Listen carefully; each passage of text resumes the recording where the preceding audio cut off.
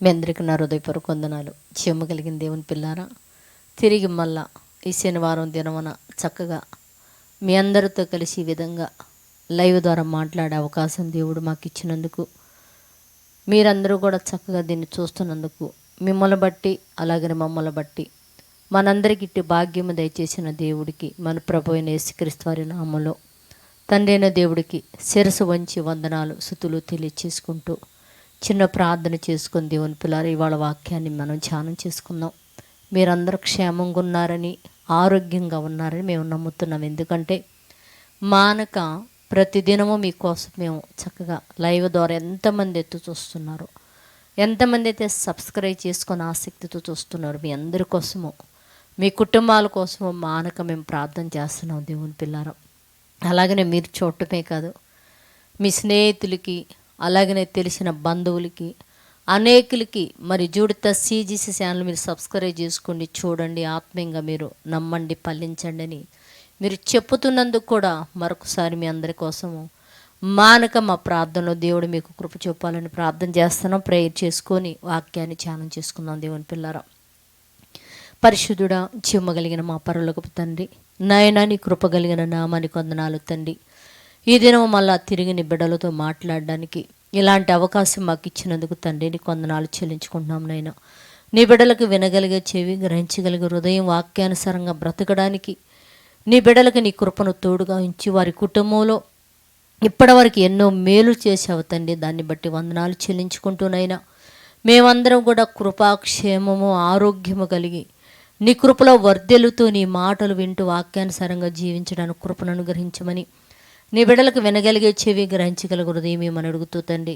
చెప్పుతున్న నాకు జ్ఞాన వివేచన కలిగిన హృదయం పరిశుద్ధాత్మ శక్తి వల్ల మాట్లాడడానికి కృపను గురించి సహాయం చేయమని మా రక్షకుడు నీ కుమారుడైన యేసుక్రీస్తు వారి నామములో ప్రార్థన అడుగుతున్నాం తండ్రి, ఆమేన్. జీవమగలిగిన దేవుని పిల్లారా, మరొకసారి మీ అందరికీ నా హృదయపూర్వక వందనాలు, ధన్యవాదాలు చెల్లించుకుంటూ ఇవాళ మనం ఒక చక్కటి వాక్యాన్ని మనం ధ్యానం చేసుకుందాం. దేవుని పిల్లారా, మరి యేసుక్రీస్తు వారు మన ప్రభు మన రక్షకుడైన యేసుక్రీస్తు వారు ఈ లోకంలో వస్తున్నప్పుడు, ఈ లోకంలో పుట్టబోతున్నప్పుడు, ఈ లోకంలో ఆయన ప్రవేశిస్తున్నప్పుడు దేవుని పిల్లారా ఒక గొప్ప సందేశం మరి మొట్టమొదటిగా ఎవరికి అందింది అని మనం చూడగలిగితే దేవుని పిల్లారా, లూకా సువార్త 2వ అధ్యాయము 8వ వచనములో ఒక మొదటి సందేశము పరలోకం నుంచి ఒక దేవదూత దిగి వచ్చి దేవుని పిల్లలారా ఒక గొప్ప సందేశము కొంతమంది వ్యక్తులకి అందిస్తుంది. ఎందుకు అసలు ఈ వ్యక్తుల దగ్గరికే యేసుక్రీస్తు వారిని గురించి చెప్పాల్సిన అవసరం ఏంటి అని మనం ఆలోచించగలిగితే దేవుని పిల్లరా, నిజంగా దేవుని మాట వినాలన్నా, గ్రహించాలన్నా, దానికోసం పడాలన్నా దేవుని పిల్లరా మన హృదయాన్ని దేవుడు చక్కగా పరిశోధన చేసి పరీక్షించి దానిని బట్టే మన దగ్గరికి ప్రతి మాట దేవుడు ముందుగా పంపిస్తాడని చెప్పుకోవటంలో సందేహం లేదు. ఒకసారి మనం చూడగలిగితే ఇక్కడ యేసుక్రీస్తు మరి క్రిస్మస్ సందర్భంగా మనం చక్కటి మాటలు మనం మాట్లాడుకుందాము. యేసుక్రీస్తు పుట్టుకను గురించి ఇక్కడ మాట్లాడుతూ దేవుని పిల్లరా, ఆ దేశంలో కొందరు గొర్రెల కాపరులు పొలంలో ఉండి రాత్రి వేళ తన మందను కాచుచుండగా ప్రభుదూత వారి మధ్యకు వచ్చి నిలిచి పోయండి. ప్రభుదూత వారి మధ్యకు వచ్చి నిలవగానే ప్రభు మహిమ, అంటే దూత మహిమ కాదు, ప్రభు మహిమ వారి చుట్టూ వ్యాపించినందున మిక్కిలి భయపడిరి అని రాయబడింది. దేవుని పిల్లారు ఎలా భయపడ్డారంట?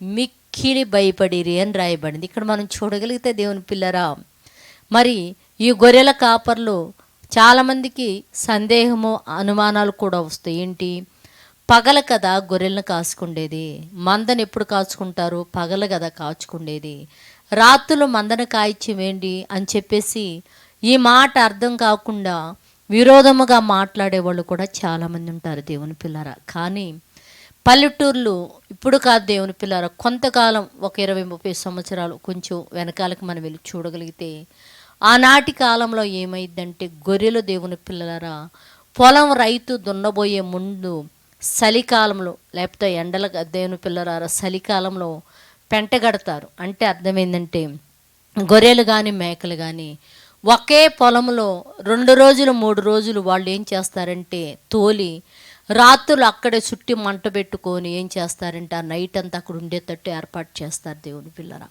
దానివల్ల వాయి 1 2 కెళ్ళినప్పుడు ఆ పొలం నిండగా కూర్చోవటం వల్ల దున్నటం వలన తర్వాత పంట మంచిగా వస్తుందనే ఒక ఆలోచన అనేది పూర్వదినాల్లో ఎక్కువ మందులు వాడేవాళ్ళు కాదు కనుక అలా రాత్రి కాలంలో మరి వారి మందను కాచుకుంటూ ఉండేవారు. అదే సందర్భంలో ప్రభుదూత వారి మధ్యకు వచ్చిందంట. ప్రభుదూత వారి మధ్యకి రాగానే ప్రభు యొక్క మహిమ వారిని కమ్ముకున్నప్పుడు వాళ్ళంట మిక్కిలి భయపడ్డారంట. నిజంగా మనం ఆలోచిస్తే దేవుని పిల్లరా, మరి అలా రాత్రికాలం మందను కాస్తున్నప్పుడు పులులు వచ్చినప్పుడు భయపడాల, ఎందుకంటే అవి తినేస్తాయేమోనని. అవిగా అంటే వాళ్ళు భయపడ్డట్టు మనకు రాయబడలేదు, కానీ ఆకాశంలోంచి వచ్చి ఒక శబ్దం వచ్చి ప్రభుదూత ఒక వెలుగనేది వారి చుట్టూ కమ్ముకున్నప్పుడు వారి మిక్కిలి భయపడిరి అని చెప్పారు. ఎమ్మట ఇప్పుడు ఈ మాట మిక్కిలి భయపడంగానే అప్పుడు దూత అంటుంది, అయితే ఆ దూత అస్సలు భయపడమాకండి, ఎందుకంటే మీరు భయపడాల్సిన అవసరమే లేదు. ఇదిగో ప్రజలందరికీ కలగబోవు మహా సంతోషకరమైన వర్తమానాన్ని మేము నీకు తెలియచేయడానికి వచ్చాము అని చెప్తుంది. అంటే ప్రజలందరికీ సంతోషం లేదు, ఆనందం లేదు. అలాంటి ప్రజలందరికీ కలగబోవు ఒక సంతోషం గురించి నేను ముందుగా మీకు చెప్పడానికి ఇక్కడికి వచ్చాను కనుక మీరు భయపడాల్సిన అవసరమే లేదు అని చెప్తున్నారు దేవుని పిల్లారా. ఇంతకీ ఏంటి ఈ సంతోషకరమైన వార్త? అసలు ప్రజలందరూ సంతోషించే ఎంత గొప్ప ప్రజలంటే భూమి మీద ఉన్న ప్రతి మానవుడు దేవుని పిల్లారా. దీంట్లో కులభేదం లేదు, మతభేదం లేదు, ఏమి లేదు. భూమి మీద ప్రజలందరూ సంతోషపడే మాట, ఒక శుభవచ్చిన మాట నేను మీకు తెలియచేస్తున్నానని చెప్పంగానే ఇంతకీ ఏంటది అని చెప్పేసి నిజంగా ఆ గొర్రెలు కాసుకుంటుండే కాపరులు చాలా ఆసక్తితో ఎదురు చూస్తున్నట్టుగా మనకు కనపడుతుంది. అయితే అప్పుడు ఆ దూత మాట్లాడుతుంది, ఏమని? దావీదు పట్టణమందు నేడు రక్షకుడు పుట్టి ఉన్నాడు. అంటే మీ కొరకు నేడు రక్షకుడు అంటే ప్రజలందరికీ కలగబోయే సువర్తమానం ఏమిటి అంటే, ఇదిగో నేడు దావీదు పట్టణమందు ఒక గొప్ప రక్షకుడు మిమ్మల్ని సంతోషపెట్టేవాడు, మీకు ఆనందాన్ని కలుగు చేసేవాడు, మిమ్మల్ని నిత్య జీవానికి చేర్చేవాడు అని చెప్పేసి దేవుని పిల్లలు. అంటే ఇంకా మనం చూడగలిగితే చాలామంది కూడా మన కుటుంబాల్లో ఆలోచిస్తూ, ఏమండి ఆడపిల్లలేనండి, ఒక్క మగపిల్లోడు ఉంటే బాగుంటుందని చెప్పేసి ప్రతి వివాహమైన ప్రతి పురుషుడు కానీ స్త్రీ కానీ లేదా తల్లిదండ్రులుగా ఉన్నవారు కూడా ఎక్కువ ఆలోచిస్తారు. ఎందుకండి స్త్రీలైతే ఏమైంది, పురుషులే ఎందుకు, అబ్బాయే ఎందుకు కావాలనుకుంటున్నాడంటే పున్నము నరకము నుంచి మమ్మల్ని తప్పిస్తాడంటే, అంటే అర్థం ఏంటంటే ఇదిగో తలకూరు పెట్టేవాడు ఉండాలి కదా అని నేను అంటే ఏంది, ఇదిగో వారసుడు తలకూరు పెడితే పరలోకానికి వెళతామేమని ఒక ఆశతో దేవుని పిల్లలారా, ఇదిగో పున్నము నరకం నుంచి తప్పించి మన పుణ్యలోకానికి వెళ్ళటానికి ఒక అవకాశం కలిగిందని చెప్పేసి చాలామంది మన పూర్వీకులు మాట్లాడుతూ ఉంటారు దేవుని పిల్లరా. అంటే ఇక్కడ కూడా ఒక మాట చెప్తున్నాడు, ఏమని? ప్రజలందరికీ కలగబోయే గొప్ప సంతోషకరమైన వార్త ప్రజలందరికీ. అంటే భూమి మీద ప్రతి ప్రజలకు కలగబోయే ఒక సంతోషకరమైన వార్త ఏంటి అంటే, నేడు రక్షకుడు దావీదు పట్టణమందు పుట్టి ఉన్నాడు. అంటే ఏంది?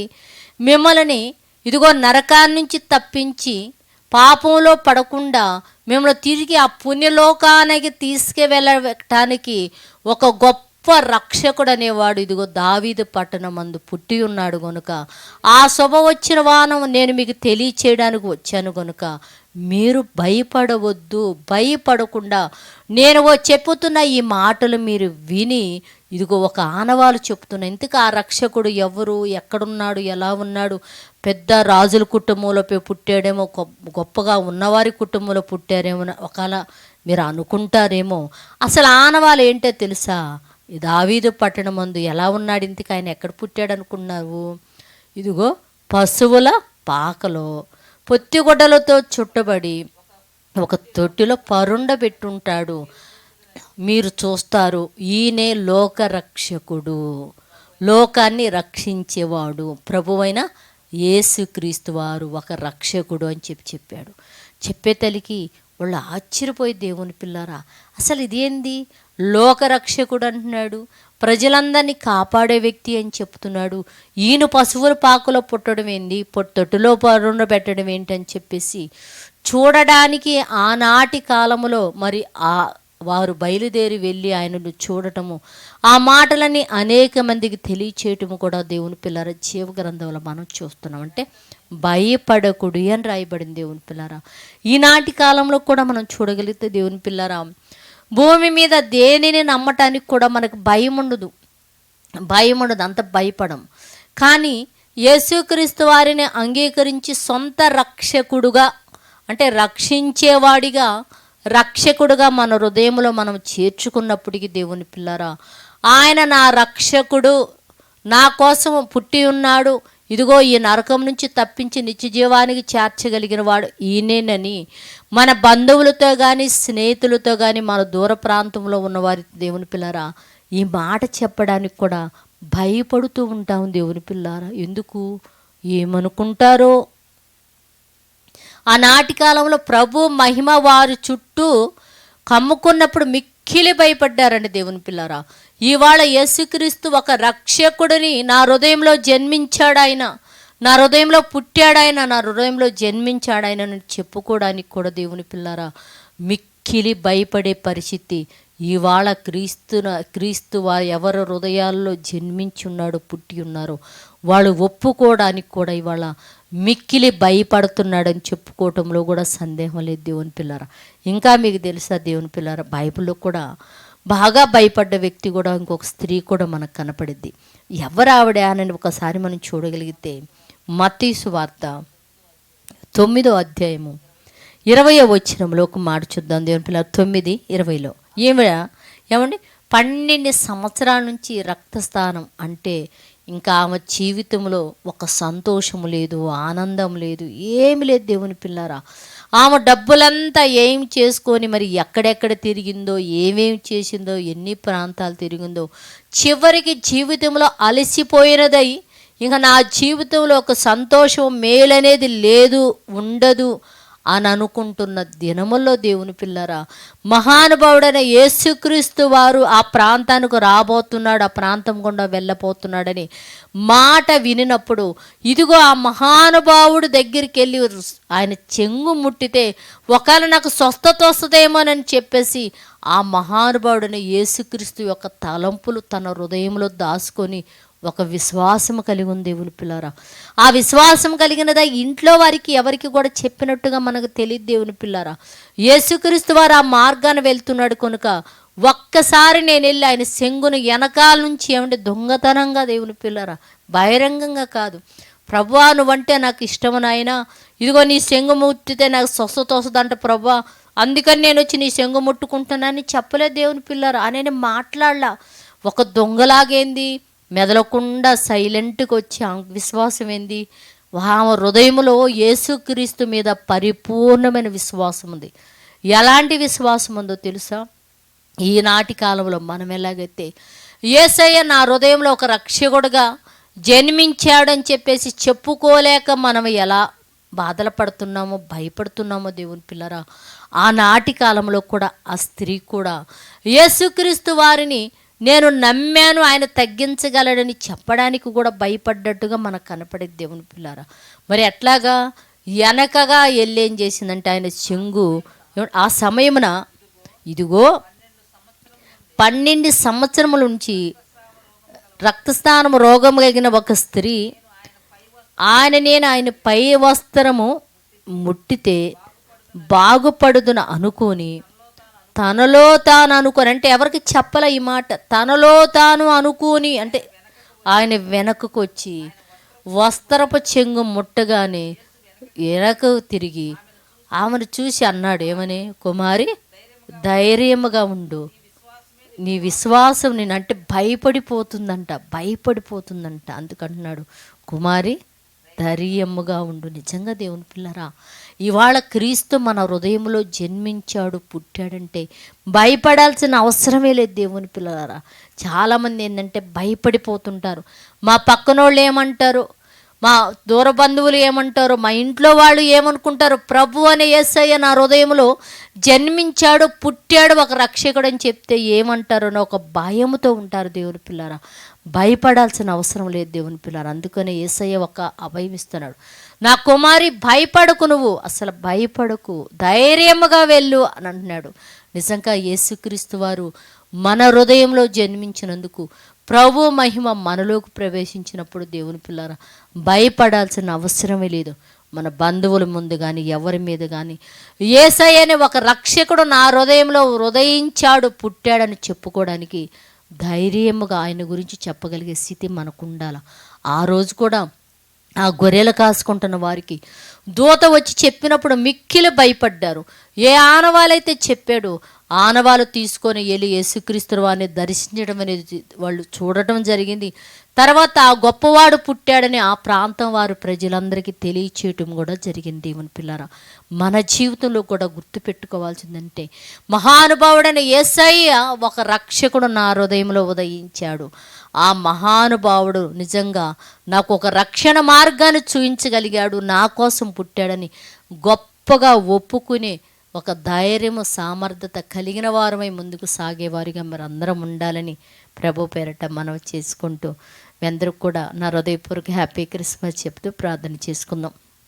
పరిశుద్ధుడా, చెమ్మగలిగిన మా పరలోకపు తండ్రి, నాయనా నీ కృపగలిగిన నామానికి వందనాలు తండ్రి. అవునయ్యా, మా హృదయాల్లోనైనా యేసుక్రీస్తు వారని అయ్యా గొప్ప రక్షకుడు ఉదయించాడు, పుట్టి ఉన్నాడు తండ్రి. ఆ మహానుభావుని మేము ఒప్పుకొని నా తండ్రి నైనా ఆ సంతోషాన్ని, ఆ ఆనందాన్ని, ఆ వర్తమానాన్ని మా చుట్టూ ఉన్న ప్రజలందరికీ తెలియచేసేవారిగా ప్రతి బిడ్డ ఉండునట్లు మీరు సహాయం చేయమని అడుగుతూ తండ్రి, ఎంతమంది అయితే లైవ్ ద్వారా చూస్తున్నారు ప్రతి కుటుంబంలో తండ్రి మీరు ఉండాలయ్యా. ప్రతి హృదయంలో మీరు తండ్రి నైనా మీరు జన్మించాలి, ప్రతి హృదయంలో మీరు ఉండి తండ్రి వారికి సంతోషాన్ని, ఆనందాన్ని వారికి కలుగు చేసిన తండ్రి మేలులతో బిడ్డలను తృప్తిపరిచి నీ వైపు చూసి నీ పరిపూర్ణమైన రక్షణ పొందగలిగే భాగ్యం బిడ్డలకు అనుగ్రహించి సహాయం చేయమని మా రక్షకుడు నీ కుమారుడైన యేసయ్య పరిశుద్ధ నామములో ప్రార్థన అడుగుతున్నాం తండ్రి, ఆమేన్. మీ అందరికీ నా హృదయపూర్వక వందనములు, ధన్యవాదాలు.